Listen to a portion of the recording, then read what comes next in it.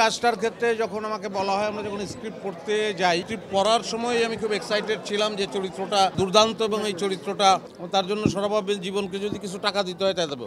চরিত্রটা আমার ভীষণ তখনই পছন্দ হয়। কাজ করতে শুরু করলাম, আজকে হলে আসলাম, দেখলাম তাশা যতটুকু ছিল তার চেয়েও আমি আসলে বেটার সিনেমা পেয়েছি। কলাকুশলী যারা ছিল এবং আমরা যারা সবাই একসঙ্গে অভিনয় করেছি, প্রত্যেকের অভিনয়ই ভীষণ ঠিকঠাক ছিল, খুব ঠিকঠাক ছিল। তো সবাইকে থ্যাঙ্কস দিতে চাই।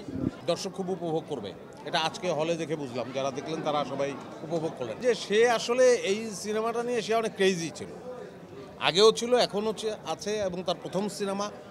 এবং এটা দেখে কখনোই মনে হবে না যে একজন পরিচালকের প্রথম সিনেমা। মনে না হওয়ারও যথেষ্ট কারণ আছে, কারণ পরিচালনা করার অভিজ্ঞতা তার আজকের না, সেটাও অনেক দিনের। সিনেমা হয়তো প্রথম। আমার মনে হয় এই সিনেমাটা দেখে মানুষ বোধ করবে যে এই সিনেমার বানানোর ধরন, এই সিনেমার অভিনয়ের ধরন, এই সিনেমার গল্প, এটাকে আমাদের মনে হবে। মানুষের তো অসুখ হয়, হয়তো আমারও একটা অসুখ হয়েছে, কি আমার পায়ে একটা ছোট্ট অপারেশন হয়েছে, একটা ফোড়া হয়েছিল, ওটারই অপারেশন আর কি, ডাক্তার অপারেশন করেছে আর কি। সবাই দোয়া করবেন যেন ভালো হয়ে যায়, সুস্থ হয়ে ওঠে। সবাইকে অনুরোধ করব, ছবিটা আমার যেহেতু ভালো লেগেছে, এখানে অনেকেই বললেন সবাইকে ভালো লেগেছে, এটার একটু প্রচারণা, মানে মানুষ যাতে ছবিটা দেখে সেই ব্যাপারে আপনারা একটু সহযোগিতা করবেন।